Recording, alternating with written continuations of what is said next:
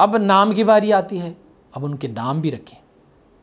وَيَحْسِنُ الْإِسْمَ، بہت بہترین نام اس پہ رکھیں، اپنے بچے کا نام بہت بہترین رکھیں، اسی لیے کہ نام رکھنا اور بہترین تربیت کرنا یہ بچے کا حق ہے اپنے والدین پر۔ یہ دو حقوق بچے کے ہیں والدین پر کہ ایک ان کا بہترین نام رکھیں اور ایک ان کی اچھی تربیت کرے۔ فورد حسنوا اسماء اولادکم، ابو داؤد نے اس حدیث شریف کو ذکر کیا ہے، حضور نبی اکرم صلی اللہ علیہ وسلم نے فرمایا اپنے بچوں کے بہترین نام رکھے۔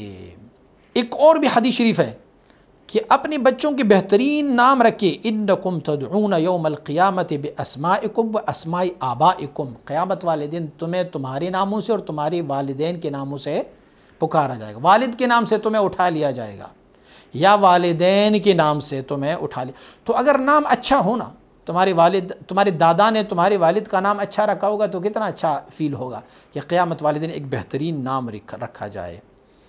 حق الولد علی والد ان یحسن اسمہ، بچے کا حق والد پر یہ ہے کہ ان کا نام اچھا رکھے، وَيُزَوِّجَهُ، ان کے لیے شادی کا بندوبست کرے، اذا ادرکا، جب وہ بالغ ہو جائے، وَيُعَلِّمُهُ الْكِتَابَةَ، اور انہیں لکھائی بھی سکھائیں، یہ حقوق ہے۔